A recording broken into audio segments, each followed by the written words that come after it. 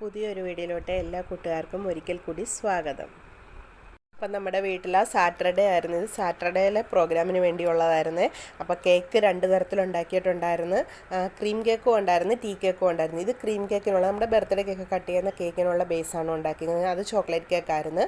പിന്നെ നമ്മൾ ഇതിൻ്റെ കൂടെ തന്നെ ടീ കേക്കും ഉണ്ടാക്കിയിട്ടുണ്ടായിരുന്നു. അത് വാനിലയുടെയാണ്, അതിനുള്ള ബേസാണ് ഇത്. അതെല്ലാം ഒഴിച്ച് 2 ട്രേയിലാണ് വെച്ചിട്ട് അതും നമുക്ക് ടീ കേക്കിന് വേണ്ടി എടുക്കാനാണ്, പീസായിട്ട് കട്ട് ചെയ്തെടുക്കാനാണ്. അപ്പം നമ്മുടെ ഗുരുദേവൻ്റെ പ്രാർത്ഥന നമ്മൾ ഇവിടെ ഉണ്ട്, അങ്ങനെ മൈക്രോയുണ്ട്. ഗുരുദേവൻ്റെ പ്രാർത്ഥനയൊക്കെ ചൊല്ലി ഓരോ മാസത്തിൽ ഓരോ വീട്ടിലാണ്. നമ്മളൊരു ഗ്രൂപ്പ് 20 പേരാണ്. അപ്പം 20 വീട്ടുകളിൽ ഓരോ മാസം വെക്കുന്നുണ്ട്. അപ്പം ഈ മാസം നമ്മുടെ അങ്ങായിരുന്നു, സൺഡേ ആയിരുന്നു വെക്കേണ്ടത്. സൺഡേ ശിവരാത്രി ആയതുകൊണ്ട് സാറ്റർഡേ നമ്മുടെ വീട്ടിൽ വെച്ചതാണ്. ഇവിടെയൊക്കെ എല്ലാവരുടെയും വീട്ടിൽ ചെല്ലുമ്പോൾ നമ്മൾ നാട്ടിലെയൊക്കെ ഓരോ ഫുഡൊക്കെയാണ് ഉണ്ടാക്കി തരുന്നത്. എല്ലാവരും വീട്ടിൽ തന്നെ ഉണ്ടാക്കുവാണ്, ആരും അങ്ങനെ വാങ്ങാറില്ല. അപ്പം ഞാനും വിചാരിച്ച് നമുക്ക് ഉണ്ടാക്കാവുന്നതുകൊണ്ട് കണ്ടോ കിച്ചൻ്റെ ഒരു കോലം കണ്ടോ. ഒരു കേക്കൊക്കെ ഉണ്ടാക്കി കഴിഞ്ഞ് കഴിഞ്ഞാൽ നമ്മുടെ കിച്ചൺ ആകെപ്പാടെ കുളവാകും. ഒരുപാട് പാത്രങ്ങൾ കാണും. ഒറ്റയ്ക്ക് ഉള്ളെന്നുണ്ടെങ്കിൽ അത് ഭയങ്കര ബുദ്ധിമുട്ടാണ്. ഞാൻ ഒറ്റയ്ക്കേ ഉള്ളായിരുന്നു.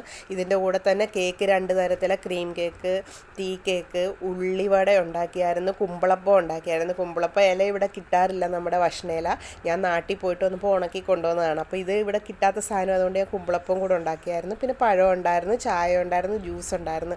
അതൊക്കെ വാങ്ങിച്ച് ജ്യൂസും പഴമൊക്കെ വാങ്ങിച്ച് ബാക്കിയൊക്കെ ഞാൻ വീട്ടിലുണ്ടാക്കുമായിരുന്നു. ഒറ്റ ദിവസം കൊണ്ട് വീഡിയോ ഒന്നും എടുക്കാൻ പറ്റിയില്ല, മേക്കിംഗ് വീഡിയോ ഒന്നും എടുക്കാൻ പറ്റില്ല. ലാസ്റ്റാണ് ഞാൻ ഓർത്ത വീഡിയോ ഒന്നും എടുത്തില്ല. ഇതായിരുന്നു നമ്മുടെ ക്രീം കേക്ക്.